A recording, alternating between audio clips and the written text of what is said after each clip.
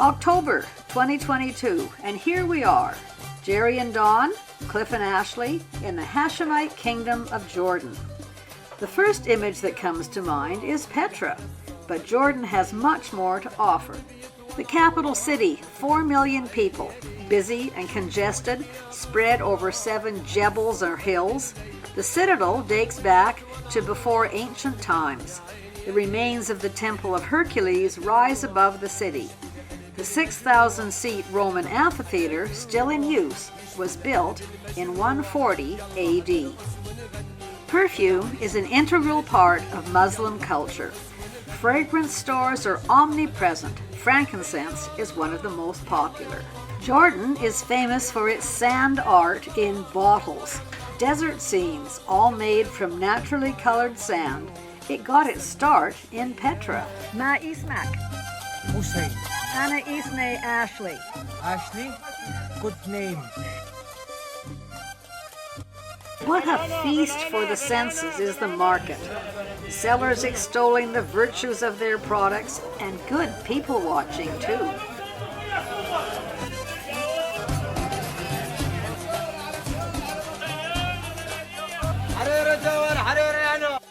Hytham is our driver, and he takes us along the King's Highway, Jordan's ancient trade route. It's patrolled by these police cars, not very well hidden under their canopies.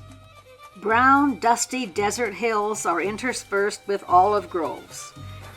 There's shepherds watching their flocks, and even Bedouin encampments along the way. A lookout tower marks the Israeli-Jordanian border. They're selling pomegranates along the King's Highway. Fresh squeezed juice is delicious. Good. These men are famous. They're featured in the Lonely Planet travel guide. Ancient Roman Jerash. Half an hour on the moon that time, you must have had found Roman ruins. The Roman ruins are everywhere. Hadrian's Gate at Jerash. Jerash, hidden for hundreds of years under the shifting sands of Jordan. The picturesque restored ruins are all that remain of this once great Roman city.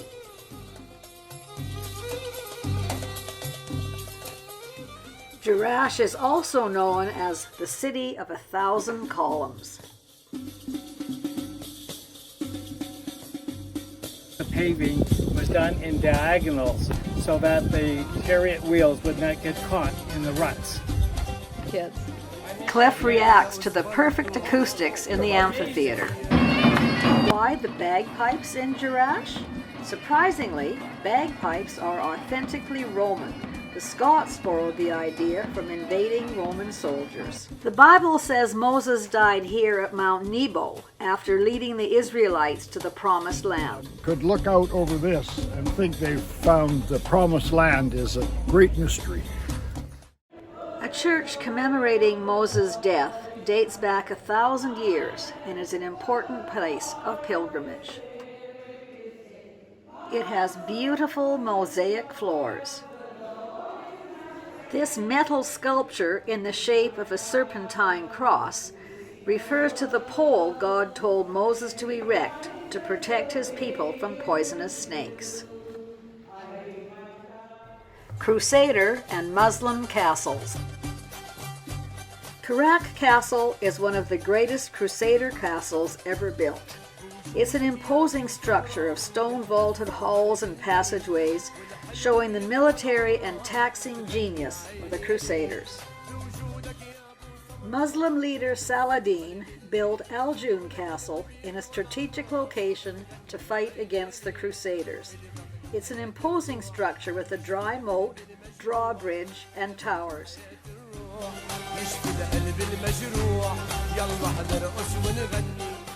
The Church of St. George in Madaba has the famous Madaba map of the Middle East, made from 2 million pieces of colored stone.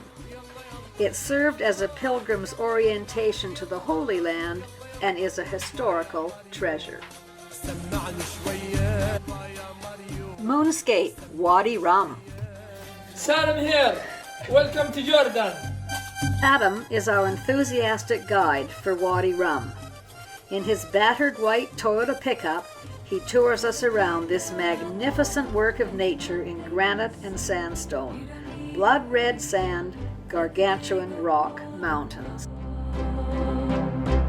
Let the rain fall down everywhere around you. Give into it now. Let the day surround you. You don't need a reason. Let the rain go on and on.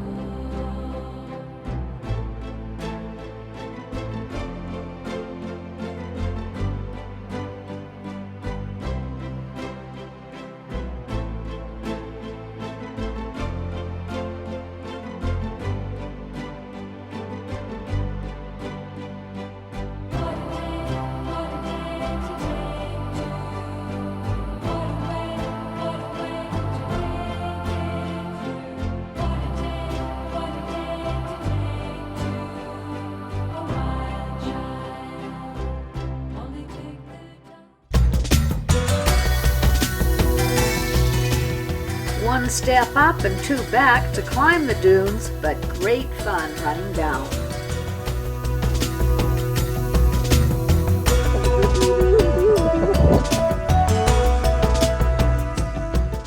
This is the herbs for the tea. Sage, cinnamon, cardamom, and wild mint. And tea in a real Bedouin tent. Saddam takes us climbing into the narrow and precarious Kazali Canyon, which he climbs in his bare feet.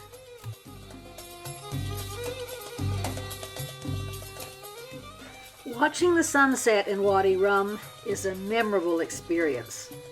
Our guides prepare spicy tea over an open fire, and we position ourselves high up on a rock to watch the golden rays of sun highlight this dramatic landscape. Our desert camp is a surreal collection of inflated spherical domes. The moon is so bright it's hard to see the stars through the transparent ceiling. Despite its name, the Dead Sea is not actually a sea, but it's a hypersaline lake. It's called dead because no life can survive in its salty waters. 34% salt, 66% water. You float because your weight is lighter than the density of the water. You feel pushed up all the time. It's impossible to keep your legs underwater. We tried. It can't be done. Dip your hands into the smooth black mud. It feels so good. Then lather up. The mud and salt have medicinal properties, healing rheumatoid and knee arthritis and making your skin feel nice and soft.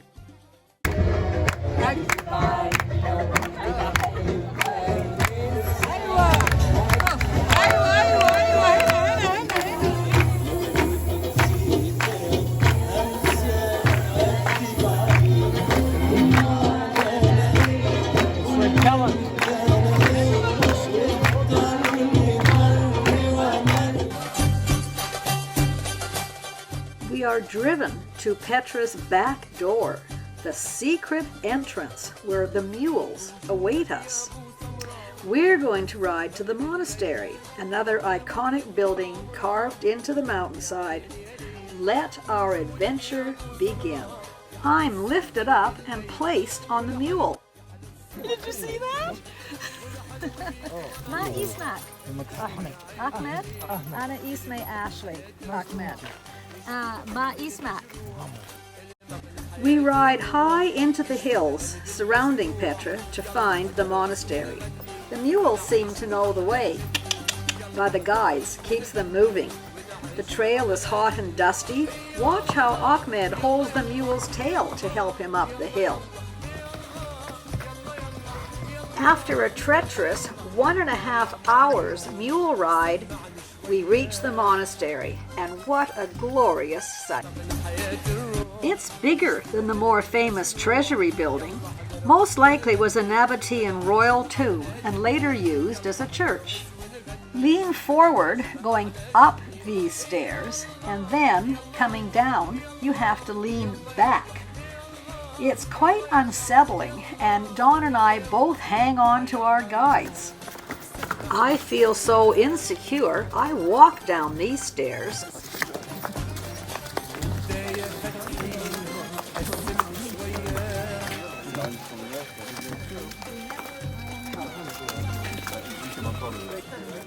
It's at this point we wonder, wouldn't it have been easier to walk down?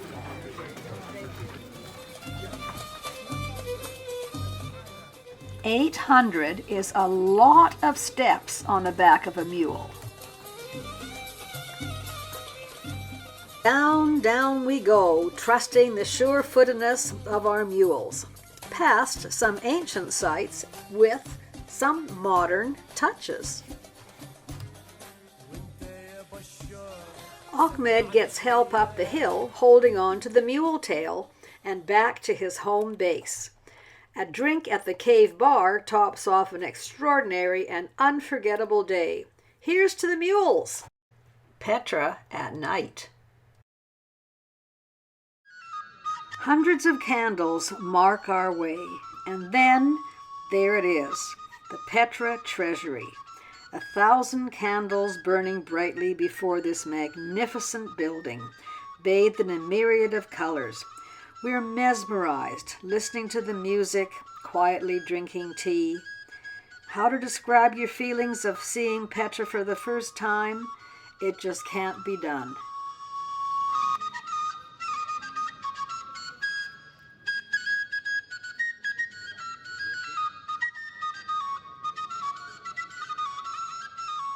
Now the highlight. Let's see Petra by day.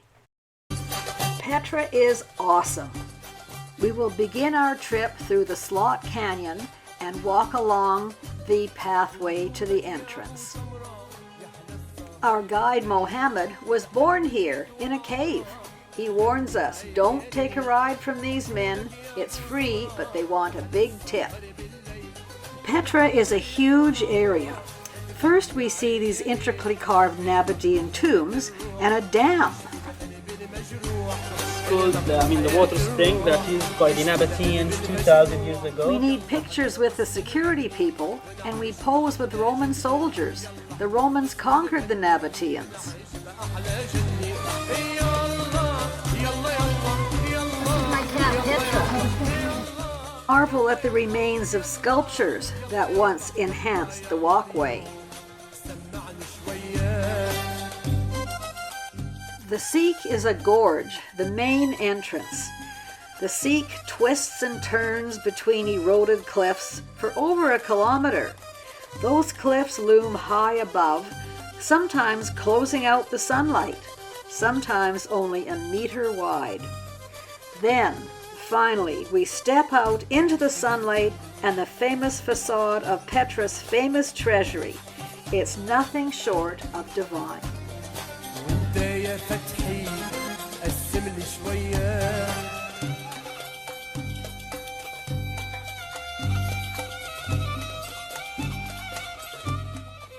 But there is more to Petra than the treasury.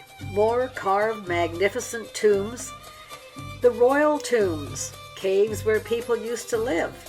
The Roman amphitheater, and plenty of shops made famous by the Dutch lady who married the Bedouin. Read the book.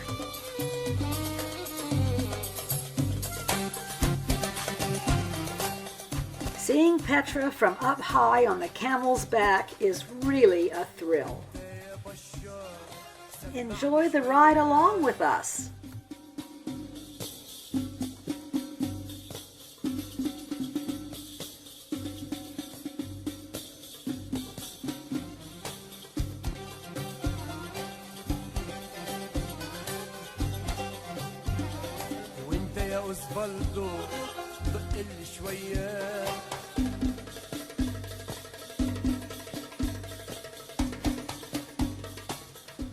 Isn't this just the most fabulous place? Petra does not disappoint. It is an absolute highlight beyond words.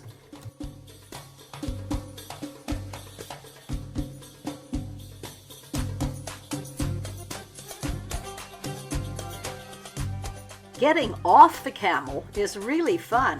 In fact, let's do it again.